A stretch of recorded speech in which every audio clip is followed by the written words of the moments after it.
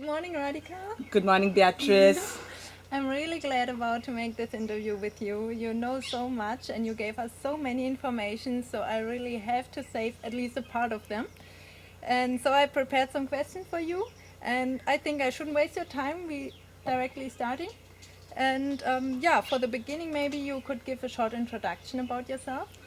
Well, I was born Indian and in the north of this country in a place called Amritsar, and finally moved down to South India and now living in Pondicherry and Auroville. I'm basically an educator, teacher by profession. So I have been an actor teacher doing theatre and education, and then after that teaching journalism, and now I'm teaching mass communication to postgraduate students. But along with my profession of teaching, what I really like to be and where I want to be is with myself and with nature, and also with similar souls, thinking, feeling souls from all over the world with whom I can connect. And so, to introduce myself, I think I'm a soul aspiring to connect with many others and share and learn and give and receive from as many people. And nature itself has so much to give us, and which is why I'm so interested in getting into organic farming and developing the property that we have, developing a farm which can really be a small but a beautiful experiment. Thank you. How old is your farm and how many acres does it have? Our farm is about 3 years old. We are a kind of an infant farm. We are not very old. And we are about 1.65 acres, which is in terms of hectares about 0.66 hectares.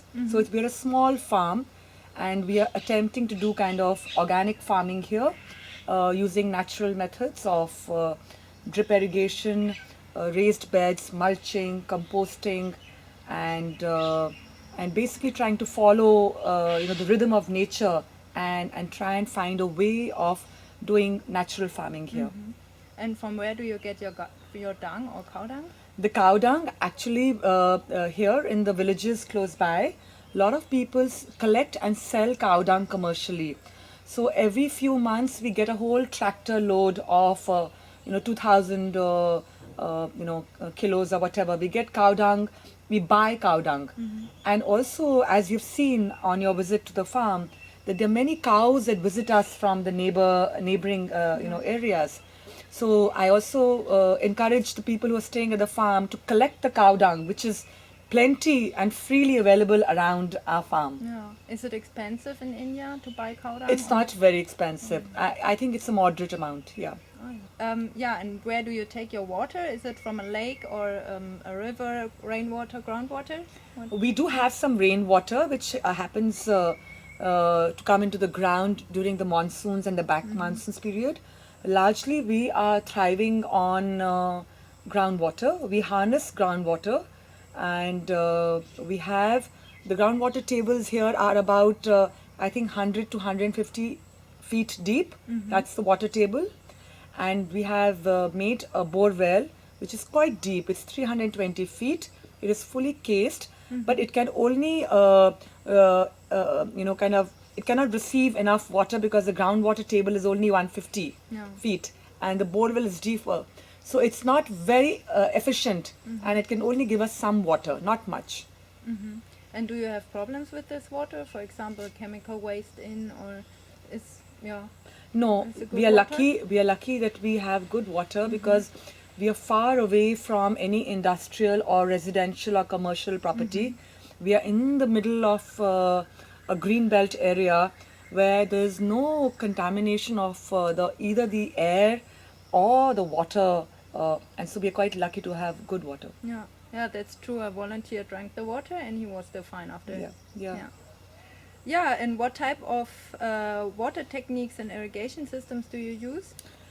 Essentially, we are using the drip irrigation system, which we believe is an efficient water management system where one can save a lot of water and give water only to the roots of the plants and leaving the topsoil free for the air to circulate and for the plant to grow freely in a healthy manner. Yeah. And how often and which time do you water? Um, uh, like I said, we are using drip irrigation system of watering our farm, and that's an efficient water management system. We water at least twice a day because like I said, we are in a very hot country. The temperature is really high. It's really hot, and the soil is also sandy, and its capacity to hold water is medium, not very high, not low. So once early morning is good before the sun rises, and with a good amount of mulching and covering with some green leaves mulch or a dry mulch, we can protect the water from evaporating. And the trees, we I think water once in every 3 days. Yeah. And what are the limitations on your farm? For example, not enough land, compost, or not enough seeds, not enough people, money, water. Are there some limitations? I think there are always limitations. As human beings, we have limitations. Whatever we want to do, we have limitations. So I think the important thing is not to focus on the limitations, but to focus on the opportunities. But what are your natural challenges But here? but we have, like I would like to say, we do have limitations which any small farmer would have. We have limitations of resources, which are in all kinds, money, people, seeds. But I think these are natural obstacles that will come our way, and which by taking small steps we can overcome them. And the natural challenges that we don't sometimes the soil here is good soil, but it needs to be nourished. It is I think by the farming practices done earlier, it has been depleted. I don't think the soil here is very fertile, and which is why we are concentrating on creating our compost and manuring in natural ways and not using any unnatural or chemical fertilizers to nourish the land. So the soil has to be fertilized and nourished over the next few months to really make it a kind of a fertile and a healthy soil. And then the temperature here is so hot that even the volunteers who come here, they're not used to the condition. So an Indian farmer will work from morning to evening and will not complain that, oh, the sun is too hot or whatever. We're used to the heat. But for the people who come from outside, for them the heat is unbearable, and therefore we lose the working time or working through the day because people can't tolerate the high heat. So and because there's not much you can do in a strong heat, but there is some work that can be done. So we have a strong Indian summer that is kind of works against us, but which is also favorable to us in terms of growing the crop. Like mangoes grow very well and watermelons grow very well because the summer is high. But from the point of view of the people who are helping us with the farm, it's a little difficult. There's no rainfall, so there's less water. Sometimes there's very less rainfall through the year, and there is less water, so we have to really conserve our water and use it properly. But these are not very big challenges. These are challenges if we systematically plan our work. I think we can overcome them. I mean, we may not be able to make fast progress because we have lack of resources, but we can slowly and steadily, do something. Yeah. Yeah, let's talk about the soil. Yeah. What is your soil profile, or what kind of soil do you have? We have a sandy loam lateritic red soil here, which is the soil which is here in the Oroville Greenbelt area. We haven't still got a soil test done, so I'm not in a position to tell you if the soil is high in carbon or nitrogen or potassium or phosphorus. But by the feel of using the soil and seeing how the plants are growing in the soil, my feeling is that probably the carbon and the nitrogen content in the soil is fairly medium, is moderate, because we have a good luxurious growth on the farm, which means that the soil is replenished. We have recently been putting in a lot of manure, which has been created with cow dung, mulching of leaves and kitchen scraps. And I think, and also putting nitrogen fixing plants such as legumes and beans. And I think all of that is probably helping the soil to become more fertile. Yeah, another topic. How are you going to manage the problem of recycling plastic, glass, and metal, or anything that cannot be composted? Again, this is a problem which is really manageable. You know, if we decide, if we have a willpower, and we decide that we will translate this problem into a solution. And today we know that this is what we don't want at the farm, and this is what we want. So we have to have different bins, which we have. We have one bin for collecting the plastic, one bin for paper and cardboard, which is very good for giving us carbon in the soil. The paper and the cardboard that goes into the composting and manuring helps the carbon to increase in the soil. So we are segregating our waste, and whatever can be used is being used. And in Oroville, they have a waste management system, a recycling management system. We are going to be collaborating with them and cooperating with them, and make sure that whatever can be recycled is given to the agency to recycle, and what cannot be recycled is hopefully disposed in an efficient manner of disposal without harming the local environment. Yeah. Do you sell products from your farm?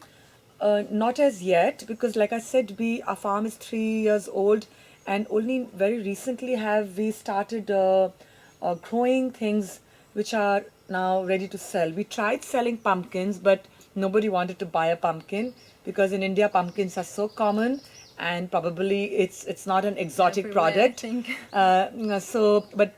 But now we'll be getting basil and salad leaves. So I think this is produce that people would like to buy. People would like to buy basil leaves or salad leaves, or the products that we can make out of our.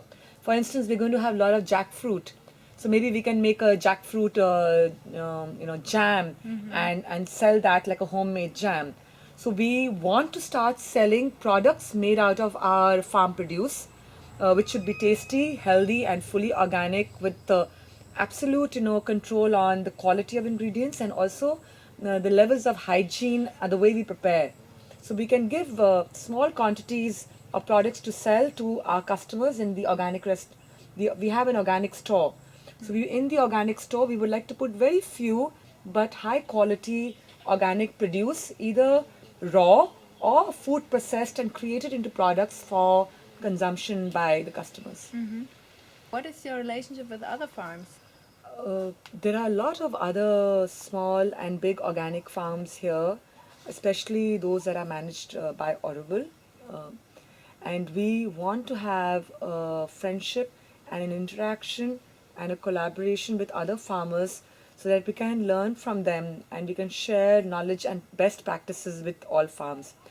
To start with, we have started interacting with the Solitude Farm in Oroville, and one of the main pioneers who's managing and leading the farm, Krishna McKenzie. We are in touch with him, and even the guests that we get from all over the world who come and stay with us at the farm, we urge them to visit the Solitude Farm and take the tour and see how they're doing farming. So we have learned a lot with interaction with Krishna. Krishna has also given us some saplings and some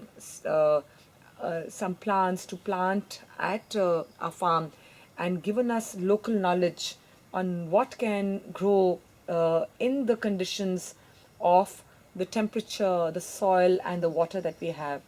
So I look forward to having more such healthy relationships with more farms. There's another farm called the Buddha Garden. They are wanting to collaborate with us because they want to grow sunflower at our farm and then use the sunflower to produce organic sunflower oil. So we will be meeting them soon, and if it is possible, we would like to collaborate with them. So for oil, you need a big field. Yeah, but I don't know, but we have some space which we are not using. Yeah. So rather than just letting it be like that, whatever is there, if it can be useful and we can use it, I mean, we would be open to collaborating and helping, because they need area, they need farm area, and they want to produce oil. So I don't know how much we have and how much they need and how much we can give. But I prefer that we use resources rather than just let resources be. So if there's anything here that can be put to use, we would be happy to collaborate with them. What is special on your farm? What is special on a farm? is the speciality of Mother Nature, fresh air, plenty of trees, lots of birds passing Shadow. by, lots of, because of the trees, even though the Indian summer is on its peak, you have a wonderful shade of a neem tree or a tamarind tree or even a jackfruit tree, which you're scared that the heavy jackfruit may fall, but it has plenty of shade. And so we have plenty of fruit trees and medicinal trees like the neem tree and old palmyra trees, which give us shade and which give us a lot of leaves for the mulching. And we are very lucky to be in the green belt area, which means the quality of air that we breathe is really wonderful. And in a country where mostly everything is polluted now, the air pollution in India is so high. I come from Delhi, which is the highest polluted city in the world. uh, Delhi has the highest amount of air pollution in the world. So that's my home place. And I'm lucky to live in a place like Auroville where I can breathe fresh air every day, every moment, and feel good and be surrounded by so much of greenery and so many of the natural, animals and creatures. We have snakes on the farm, we have frogs, we have our own dogs, we have visitors' dogs who come pass by, come when they want, leave when they want, Visitor cows. visitor cows and goats. And so we have, people coming by, we have animals coming by, we have birds who come by, and we have some very interesting species of birds which I have not seen in cities. They have gone away from the cities now. Very nice sparrows and so many birds who come here. And I think that's very special. And also another thing that's special, I think, is the energy of the farm. That we want this farm to be a place like, there's this wonderful book called Small is Beautiful. So we also have a small farm, but we are hoping that this small farm will be able to be a small community open to a floating population of guests from all over the world. That is my next question. Yeah. How do you vision your property in 10 years? I think in 10 years, this property should be like a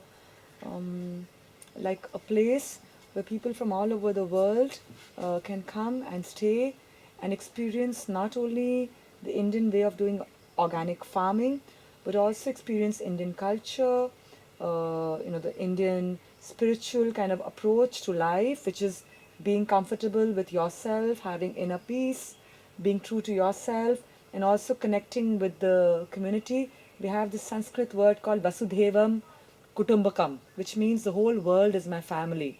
And it's an ancient kind of a thought, a spirit, which should pervade this community, that the whole world is my family. And to welcome them, we also want to host workshops. Like I told you, I'm an actor teacher, and my background is in theatre and education. And I've also been interested and I've been doing self-development workshops. So we will be hosting workshops for guests on personal development and working as groups, exploring nature, exploring our own selves, our own potential, as well as being in this very healing and beautiful, umbrella of nature that gives us so generously and freely. So hopefully we will have a beautiful organic farm and a beautiful project where we will be having spiritual activities, various workshops in Bhagavad Gita, Vedanta, Indian spiritual thoughts for those who are interested, yoga, and theatre workshops for children and youth, and fun things to do, and also little excursions around Pondicherry and Auroville. They can explore local art and culture. So we should be able to offer a holistic experience to our guests. So then when they come to India, they have a complete experience of experiencing a bit of India and nature and farming. And if each one of us who's here, including the hosts and the guests, can be happy and enjoy their moments here and go back with something which nourishes them for their life, I think then this property would have fulfilled its aim of doing something as an instrument, not that we are doing something, but we are just facilitating a process. And I hope that Ekya and Mother's Grace will be able to do that. The last question now is, how is the agriculture situation in India in general? In general, the situation I think is not so good. I think we were doing very well earlier, but then the farmers started, getting into this influence of that they could earn more money, and therefore they started taking loans and buying expensive Monsanto seeds, which didn't do well, and then they had a lot of debts, and then we had so many farmer suicides, and then we also have a big crisis of water because largely there's a lot of problems of getting enough water for your farming, and poor farmers and small farmers don't have access to water for their farming needs. So India is lacking behind in not being able to give a proper system of electricity and water to its farmers, not being able to give enough natural fertilizing, urea or other resources to its farmers. So the soil is depleted because it doesn't have enough natural manure, fertilizing, and also water. These are problems that the nation is facing, and then also the farming practices that the farmers should be educated and taught, and practices should be shared, and how they can do crop rotation. And if they do crop rotation, their soils will not be depleted, and then they can have more produce. But there's really no thought in a systematic and a planned manner being given to teach, educate, and help the real small, poor, marginal farmers in the country. I think like maybe we can manage because we are educated, we can study, research, and we can meet other people and we can learn. But it's the majority of the farmers in the country who are using farming for their livelihood. They're not in a good condition and they really need support. And I think the Indian government, both the central and the state government, should be supporting the farmers with as much help and resources so that they can have a better yield and they can have a better livelihood and they're not forced to commit suicides. Yeah. Yeah. Thank you very much. I wish you all the best for your property. Thank you, Beatrice. Yeah. It's been wonderful having you as a guest here. And I hope your journey of exploring organic farming worldwide takes you far and that you can share the knowledge with many others and that all of us can, contribute back to what nature is giving to us. Thank you so much. Thank you too.